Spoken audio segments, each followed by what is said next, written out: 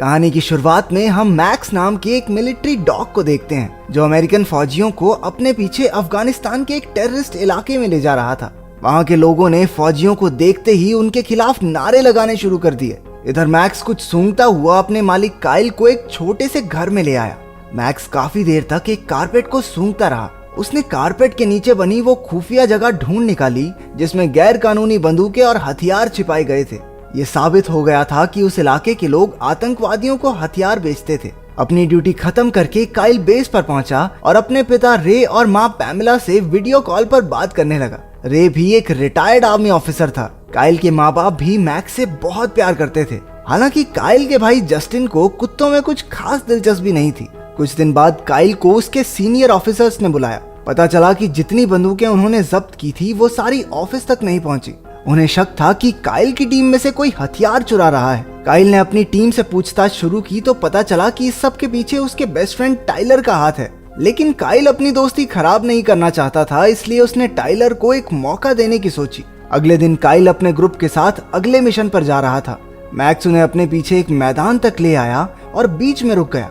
इधर काइल ने टाइलर से कहा कि वो उसके गैर कानूनी हथियार सप्लाई करने के बिजनेस के बारे में सब जानता है। हालांकि माफी मांगने की बजाय टाइलर ने काइल को अपना मुंह बंद करके मिशन पे ध्यान देने को कहा। उधर मैक्स आगे बढ़ता जा रहा था। वहां आतंकियों ने माइंस बिछा रखे थे जिनके फटने से अचानक धमाके होने लगे। चारों ओर हड़बड़ी मच गई। मैक्स को मुसीबत में देखकर काइल तेजी से उसे बचाने भागा। उसने टाइलर को कवर फायर देने के लिए कहा, लेकिन वो नीच उसे धोखा देकर एक चट्टान के पीछे जाकर छुप गया। बदकिस्मती से काइल दुश्मनों से लड़ता हुआ शहीद हो गया। इसके बाद सेना के कुछ अफसर काइल के परिवार को उसकी मौत की खबर देने गए। उसके माँ बाप और भाई जस्टिन को यह सुनकर बहुत गहरा सदमा लगा। काइल को आखिरी बार अलविदा कहने के लिए पूरा परिवार चर्च में पहुंचा। मैक्स को भी वहां लाया गया जो अपने मालिक को खोकर बेहद दुखी था। वो चुपचाप जाकर काइल के ताबूत के पास बैठा रहा। फ्यूनरल पूरा हो जाने के बाद जब ऑफिसर्स मैक्स को वापस ले जाने लगे तो वो बुरी तरह छटपटाने लगा और उनके साथ चलने से मना कर दिया। वो जस्टिन को पहचान कर उसके पास चला गया। उसे जस्टिन में अपने मालिक की झलक नजर आ रही थी, लेकिन जस्टिन ने आर्मी ऑफिसर्स के साथ जाकर उसे वैन में छोड़ दिया। अगले दिन जस्टिन काइल के कमरे में बैठा उसकी तस्वीरें देख रहा था। उसके पिता रे ने आकर उसे दिलासा देने की कोशिश की, लेकिन जस्टिन गुस्से में आकर अपने पिता को ही काइल की मौत का दोषी ठहराने लगा। तभी पैमेला ने आकर उन्हें बताया कि मिलिट्री ने मैक्स को मार देने का फैसला लिया है। बिना वक्त गवाए वो तीनों मैक्स से मिलने डॉग शेल्टर पहुंचे। उन्हें पता चला कि मैक्स काफी खूंखार होकर आपे से बाहर हो चुका था। काइल की मौत के बाद से वो सदमे में था और किसी भी इंसान के उसके पास जाते ही वो उस पर अटैक कर देता। लेकिन जैसे ही जस्टिन ने कमरे में कदम रखा, मैक्स शांत होकर जमीन पर बैठ गया। मैक्स उसके ऑर्डर्स मानता था क्योंकि वो काफी हद तक काइल जैसा दिखता था। उसे जस्टिन के साथ खुश देखकर रे ने उसे अडॉप्ट करने का फैसला लिया। लेकिन घर पहुंचकर रे ने कहा कि क्योंकि मैक्स एक खूंखार जानवर है, इसलिए वो उसे घर के अंदर नहीं रख सकते। उन्होंने मैक्स को बाहर ही गार्डन में बांध दिया। रात के समय मैक्स जोर जोर से भौंकने लगा। उसके शोर मचाने की वजह से पूरा परिवार और आस पड़ोस के लोग भी बहुत परेशान हो रहे थे।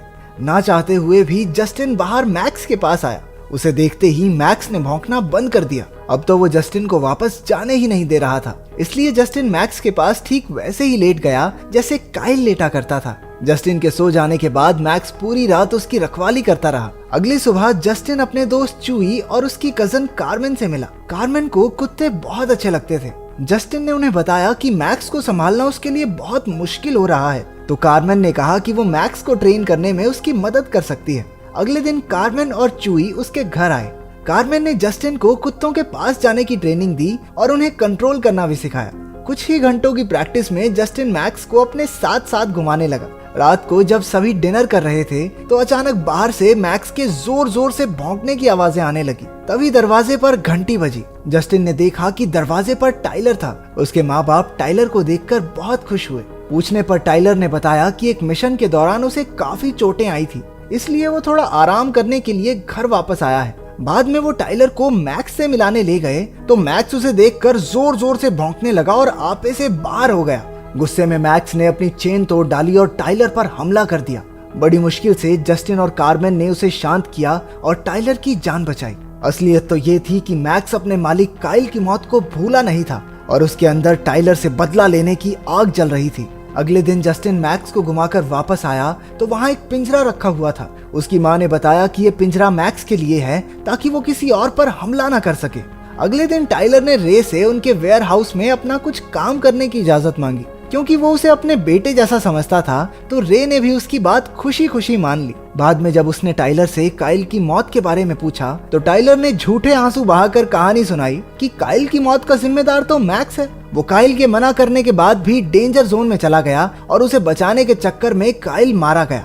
ये सुनते ही रे गुस्से से लाल हो गया और मैक्स को मारने के लिए भागा। उसने अपनी बंदूक निकाली और ट्रिगर दबाने ही वाला था कि जस्टिन ने ऐन वक्त पर आकर उसे रोक दिया।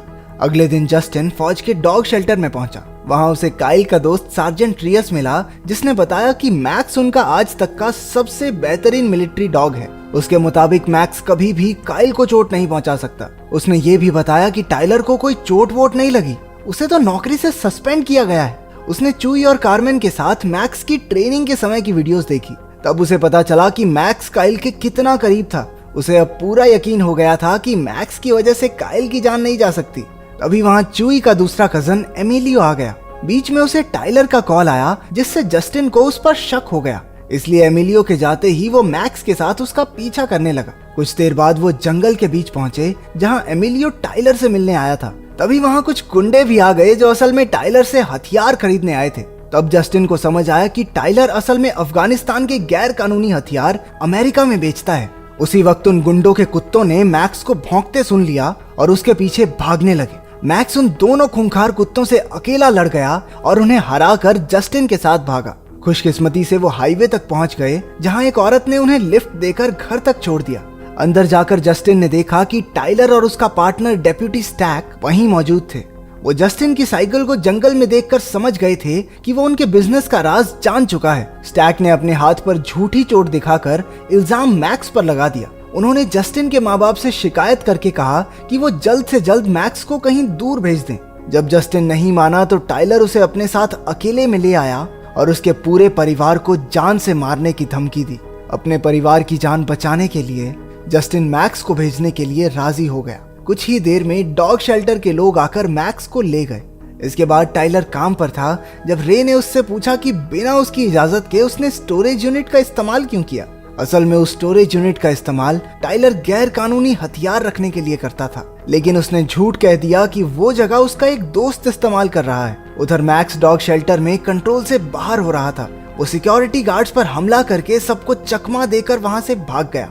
रात को रे जस्टिन से बात करने आया, लेकिन वो कुछ नहीं बोला। रे समझ गया कि जस्टिन जरूर कुछ ना कुछ छुपा रहा है, लेकिन जस्टिन बहुत डरा हुआ था, इसलिए उसने पूछने पर भी कुछ नहीं बताया। बाद में रे अपने स्टोरेज यूनिट पर पहुंचा जहां उसने टाइलर और स्टैक को ट्रक में बंदूकें रखते हुए रंगे हाथों पकड़ लिया। उसके कुछ करने से पहले ही एमिलियो ने उसे बंदूक की नोक पर बंदी बना लिया। उधर पैमेला को रे का मैसेज आया कि वो आज रात अपने हंटिंग हाउस में रुकेगा, लेकिन पैमेला के मुताबिक उनका कोई हंटिंग हाउस था ही नहीं। जस्टिन चूई और कार्मेन के साथ अपने पिता को ढूंढने निकल पड़ा। उन्हें स्टोरेज यूनिट्स का ताला टूटा हुआ मिला। मैक्स ने ताला सूंघा और उन्हें रे की ओर ले जाने लगा। पूरी रात इधर उधर ढूंढने के बाद जस्टिन और उसका ग्रुप एक सुनसान जगह पर पहुंचे। उन्होंने टाइलर को उसके साथियों के साथ हथियार बेचते देखा। रे भी उन्हीं की कार में बैठा था। जब तक जस्टिन और चूई टाइलर पर नजर रखे हुए थे, कार्मेन जल्दी से पुलिस को बुलाने चली गई, लेकिन टाइलर के कुत्तों ने जस्टिन को सूंघ लिया और उन पर हमला करने के लिए भागे। लेकिन इस बार भी अपने मैक्स ने उन दोनों कुत्तों को पेल दिया। इधर टाइलर और एमिलियो जंगल में जस्टिन के पीछे भागे। रे ने भी मौका देखकर स्टैक पर हमला करके खुद को आजाद कर लिया। जल्द ही मैक्स और जस्टिन भी वहां पहुंच गए। दोनों बाप बेटे का दिल एक दूसरे को देखकर भर आया, लेकिन खतरा अभी टला नहीं था। उन्होंने प्लान बनाया कि दोनों अलग अलग रास्तों से जाकर टाइलर को चकमा देंगे। दूसरी तरफ स्टैक अपनी कार में बैठकर बाप बेटे को ढूंढने निकला। उसने रे को देखकर उस पर गाड़ी चढ़ाने की कोशिश की, लेकिन रे ने उस पर गोली चला दी। गाड़ी ब्रिज के नीचे जा गिरी और जोरदार धमाका हुआ। उधर टाइलर ने जस्टिन को पकड़ लिया। वो उसे जान से मारना चाहता था क्योंकि जस्टिन की वजह से उसकी बनी बनाई डील खराब हो गई। उसी वक्त मैक्स ने टाइलर पर जोरदार हमला बोल दिया। उसने झपट कर टाइलर को ब्रिज से नीचे नदी में गिरा दिया। सही वक्त पर कार्मेन पुलिस के साथ पहुंच गई और सारे बदमाश पकड़े गए। आखिर में जस्टिन और मैक्स काइल की कब्र पर खड़े थे। जस्टिन ने काइल का शुक्रिया अदा करके पहली बार उसे सैल्यूट किया। घर लौटने पर उसके दोस्तों और परिवार ने उसका जमकर स्वागत किया। बाहर मैक्स का पिंजरा भी नहीं था। रे ने कहा कि अब से मैक्स उनके परिवार का हिस्सा बनके घर के अंदर ही रहेगा। उनका परिवार एक बार फिर से पूरा हो गया। क्या आपके पास ऐसा कोई पेट है जिसे आप अपने परिवार का हिस्सा मानते हैं? कमेंट्स में जरूर बताना।